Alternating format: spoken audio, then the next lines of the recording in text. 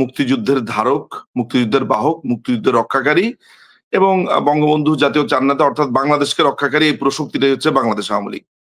বাংলাদেশের রাজনীতিতে কি এখন নতুন মেরুকরণ দেখতে পাচ্ছেন কিনা? আমি দেখি যে জামায়াতের সঙ্গে এনসিপির একটা কৌশলগত অবস্থান হচ্ছে। অন্যদিকে বিএনপি কিছু জোটবদ্ধ হওয়ার চেষ্টা করছে। তারা কি সব এই আওয়ামী লীগের আগমন ঠেকানোর জন্য এগুলো করছে নাকি অন্য ভিন্ন কিছু আছে? উত্তর খুব সহজ। আমরা দীর্ঘ সময় ধরে বলেছি, এটিকে এক ধরনের অনেকে বলেছে যে এটি আপনাদেরকে নিজেদেরকে ওভার এস্টিমেট করা। সেটা হচ্ছে আমরা বলেছি যে বাংলাদেশের রাজনীতি আসলে তেমন কোনো পক্ষ নাই। পক্ষ ২ টা। একটা হচ্ছে বাংলাদেশ আওয়ামী লীগ, একটা হচ্ছে এনটি আওয়ামী লীগ।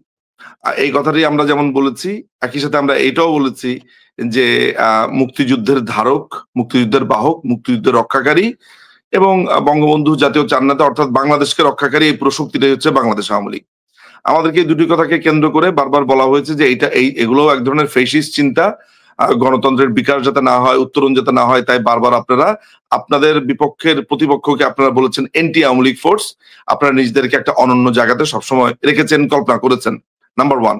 নাম্বার 2, মুক্তিযুদ্ধের কথাও তারা এটা বলেছে। আজকে এই 15 মাসে বা 14 মাসে আজকে যেটা প্রমাণিত হয়েছে যে মুক্তিযোদ্ধাদের গলাতে যখন জুতার মালা, যখন জাতীয় চার নেতার ভাস্কর্য ভেঙে ফেলা হয়েছে, মুক্তিযোদ্ধাদেরকে যখন জেলে পোড়া হয়েছে, যখন আপনি জয় বাংলা বলতে পারছেন না, মুক্তিযুদ্ধের বই কিনতে পারছেন না, মুক্তিযুদ্ধের কথা বলতে পারছেন না, আপনার যখন জিন্নার এখানে মৃত্যুবার্ষিকী, জন্মবার্ষিকী পালিত হচ্ছে, যখন আইএসআইয়ের এজেন্ট থেকে শুরু করে পাকিস্তানের সাথে ফেডারেশনের চিন্তা করা হচ্ছে, মানে সোজা কথা হচ্ছে যে এগুলো আমি বলাটা হচ্ছে বাতুলতা আর আমার সময় নষ্ট।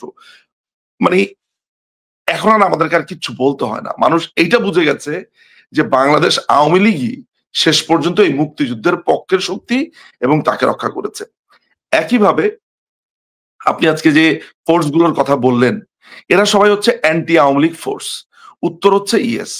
আওয়ামী লীগকে খেয়াল করে দেখবেন গত এই 1টি বছরে যখনই কোনো ধরনের আওয়ামী লীগ মাথাচাড়া দিয়ে উঠেছে, আওয়ামী লীগ যখন একটা আন্দোলনের কথা বলেছে, এমনকি মাননীয় প্রধানমন্ত্রী যখন ছাত্রলীগের সাথে একটি সামান্য অনলাইন একটা মিটিং করেছে, যেটি পাবলিক মিটিং, যেখানে ছাত্রদেরকে শুভকামনা জানানো হয়েছে, তাদের তাদের কথাই মাননীয় প্রধানমন্ত্রী কিন্তু বলেছেন যে তারা তো কোনো অন্যায় করেনি, তাদেরকে যারা ভুল বুঝিয়েছে তারা।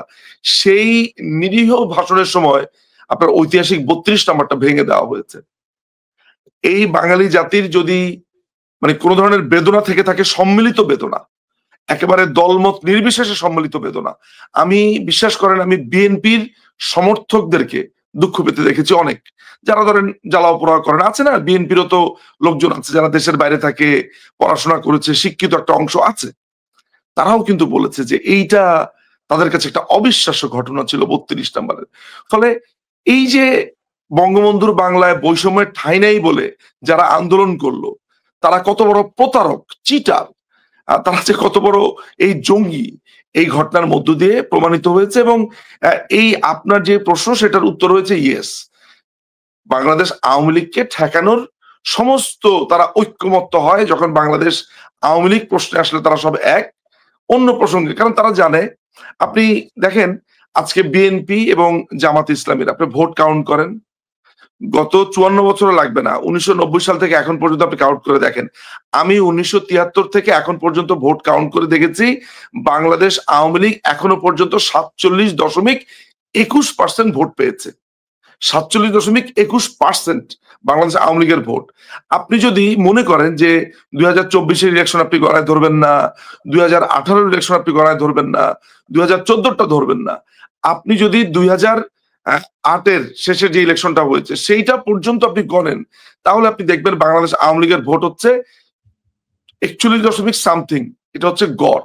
একটা দেশে যদি 41 পয়েন্ট সামথিং একটা দলের ভোট হয়, তাহলে সেই দলকে আটকানোর জন্য জোট হবে, কত কিছু হবে, সেটা বলার অপেক্ষা রাখে না। এটা গেল একটা। 2 নাম্বার যেটা যেটা হয়েছে সেটা হচ্ছে যে আমি আপনার প্রোগ্রামেই বলেছি কিনা জানি না, আরেকটা প্রোগ্রামে বলেছি কিংবা আমি নিজে ব্যক্তিগত ভিডিও বানিয়ে বলেছি যে আজকে থেকে প্রায় 2.5-3 মাস আগে আমেরিকান হাই কমিশনেরই একটি উদ্ধৃতি দিয়ে বলেছি যে আমেরিকান হাই কমিশনের যে একজন, আমি তার নাম বলি না, ওখানে যে কর্তা ব্যক্তিরা আছে, তারা মোটামুটি একটা প্ল্যান করে বসেছে। প্ল্যান হয়েছে যে এনসিপি আর জামাতে ইসলামের সমন্বয়ে তারা সরকার গঠন করবে। এই সিদ্ধান্ত তো সুলতানা আপা আমি নিচ্ছি না, আপনি নিচ্ছেন না, জনগণ নিচ্ছে না, এই সিদ্ধান্ত নিচ্ছে আমেরিকা। আমি এখন যে দেশে বসে আছি আসলে সেই দেশের কর্তা ব্যক্তিরা সিদ্ধান্ত নিচ্ছে যে বাংলাদেশে আপনার সরকার প্রধান কে হবে, এবং তারেক রহমানের প্রশ্নেও কিন্তু তাদের ব্যাপার আছে যে তারেক রহমান রাজনীতি করবে কি করতে পারবে কি পারবে না, এই ধরনের তাদের ডিকটেশন আছে। আমি কিন্তু এই জায়গাতে উঠেও একটা কথা বলি যে আমাদের দেশের রাজনীতিবিদরা যদি কেউ খারাপ হয়, অন্যায় করে, সেটার বিচার আমরা করব, সেটা আমরা দেখব। দেশের বাইরে থেকে এসে কেউ ছড়ি ঘোরাবে, অমুক লোক রাজনীতি করতে পারবে না, তমুক লোক রাজনীতি করতে পারবে না, সেটা কিন্তু শেষ পর্যন্ত আপনার গায়েও একদিন ছবল দিবে, ওটা যদি আমি মেনে নেই। সেই জায়গা থেকে বলতে পারি যে আমাদের দেশে এখন এই মুহূর্তে রাজনীতির নিয়ন্ত্রণ করছে আমেরিকা, রাজনীতির সিদ্ধান্ত নিচ্ছে আমেরিকা, প্রশাসনের সিদ্ধান্ত নিচ্ছে আমেরিকা, এবং এই পুরা দেশকে কিভাবে ক্যাপচার করবে এবং কিভাবে কোথায় ঘাঁটি গাড়বে, কোথায় কোন জায়গাতে কি হবে না হবে, এই সমস্ত কিছুরই সিদ্ধান্ত আমেরিকা নিচ্ছে। এই দেশে যখন আপনার চারদিকে আপনি ছোটবেলা থেকে যখন আপনি ইংরেজি পড়েন, আপনি যখন আমেরিকান মুভি দেখেন, আমেরিকান ড্রেস আপ করেন, আমেরিকা যখন কথায় কথায় আমেরিকার লোকেরা যখন আমাদের রাজনীতিতে হস্তক্ষেপ করে, আপনি কি কখনো বাংলাদেশে কাউকে বলতে শুনেছেন দেশ আমেরিকার কাছে বিক্রি হয়ে গেল? আমরা কিছু অপাংতেও, আমি বলি এখন অপাংতেই তো, এই মানুষগুলো ছাড়া কেউ কখনো বলেছি যে এই যে 16 পাতার একটা চুক্তি হয়েছে আমেরিকার সাথে, এই যে এত বড় একটা চুক্তি হয়েছে যেখানে আপনি মোটর ভেহিকেল পার্টস থেকে শুরু করে, ওষুধ থেকে শুরু করে, খুচরা যন্ত্রাংশ থেকে শুরু করে, আমাদের ইপিজেড এর কাঠামো কি হবে, আপনি কার থেকে শিপ কিনতে পারবেন, কার থেকে পারবেন না, হালাল মাংস বাংলাদেশে কোন প্রক্রিয়াতে আসবে, সমস্ত কিছু এই চুক্তির মধ্যে আমেরিকা সিদ্ধান্ত দিয়েছে। আমেরিকা যা বলবে তা। আপনি আপনি কি কখনো কল্পনা করতে পারেন যে বাংলাদেশের কাস্টমসে যে তথ্য আছে, আমরা কোন দেশে কত পণ্য আমরা আমরা আমরা রপ্তানি করছি, আমদানি করছি, এটির পুরো তথ্য আমেরিকাকে দিতে হবে। এটি আমার কথা না, এটি ওই ওই চুক্তির মধ্যে আছে। এগুলো কি আমরা কখনো বলেছি? আমরা বলিনি।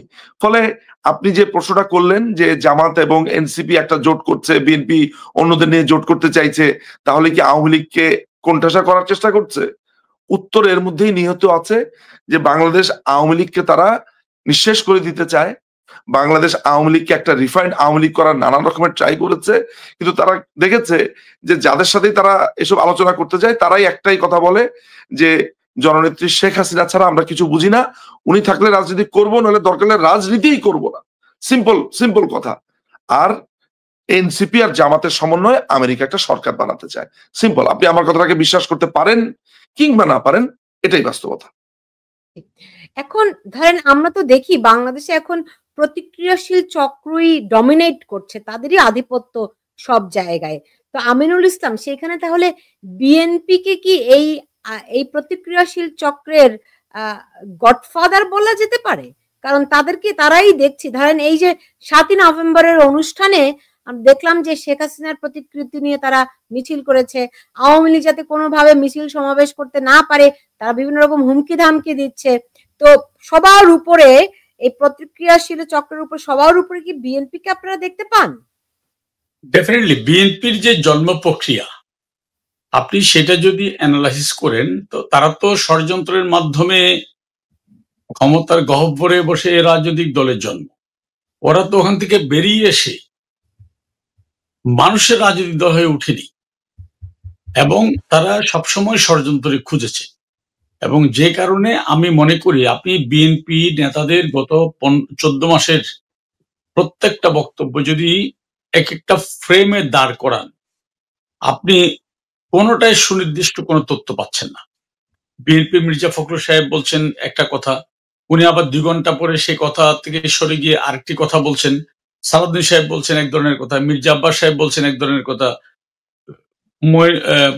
আপনার মঈন খান বলছেন এক ধরনের কথা। তাহলে এটা কেন হচ্ছে? তারা যদি সুনির্দিষ্ট লক্ষ্য নিয়ে জনগণের একটি রাজনৈতিক দল হয়, সেখানে তো কথার ভিন্নতা হতে পারে না।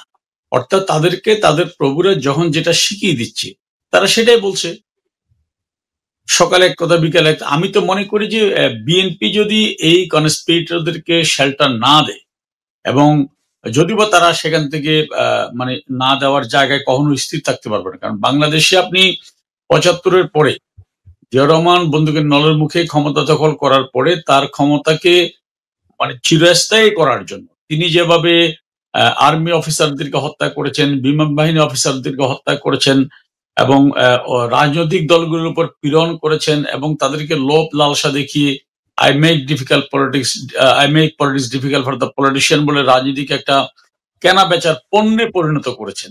হ্যাঁ, এবং সেই জায়গায় এখনো বিএনপি অব্যাহত আছে। বিএনপি এখনো সেই জায়গাটা খুব আন্তরিকতার সাথে, দায়িত্বের সাথে সেই জায়গাটা পালন করে যাচ্ছে।